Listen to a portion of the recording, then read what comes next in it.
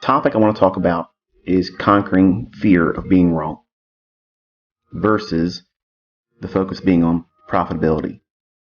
So if you're starting with me or in trading in general, it's easy to get inundated with the fear.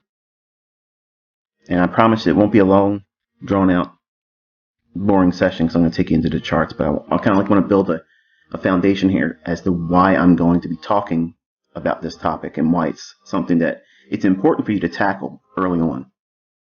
But it's also something for you to minimize as a concern. In the beginning, when you first start learning how to trade and you're watching these charts and it looks like a foreign language you've never learned before. Pressuring yourself to try to find correct entries, correct stop placements, targets, which time frame, which market should you be following, what approach or model or technique are you going to employ. Those are all normal things for a new student or trader to be concerned about. But the most significant factor in a developing student's mindset is conquering the fear of being right or wrong. And more specifically, the fear of getting it wrong. There's nothing wrong with doing it incorrectly, but there is a lot of things wrong with doing it incorrectly, recklessly, with over leveraging, over trading, and just gambling. So there's a lot of things that I teach in price action that are repetitive in nature. They tend to repeat when conditions are prone to produce the outcome that we're looking for. Now, there are times when even myself, I'll go in and I'll expect a certain price delivery, something to bring in a certain response in price action. And I try to align myself with that mindset through the charts, through my teachings, so that way my students that are following me on Twitter are alerted to where I'm thinking the market's going to go to next. Now, don't do it yet, because the tweets are already there. I can't change them. I can't edit them. Okay, and you can see the responses from people that were watching it then as well. I don't delete any tweet. Sometimes I'll do a typo. I may or may not catch it, but whatever tweet I put out, it stays. So you can grade my consistency based on all of that, as well as the precision. So when we're looking at being correct or trying to avoid being incorrect, what we're placing on ourselves is an unrealistic expectation because nobody is perfect. I'm not perfect. I do get it wrong. Sometimes I mistrade. Sometimes I enter a trade and it will hit my stop loss and I never get a profit out of it at all.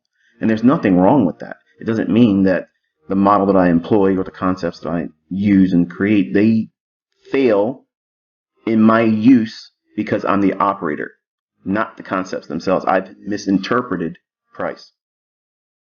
So there's a great deal of responsibility that is placed on me as the analyst / trader while I'm trying to keep the gambler that's in all of us at bay, trying to preserve equity and keeping the hands of the gambler out of the equation.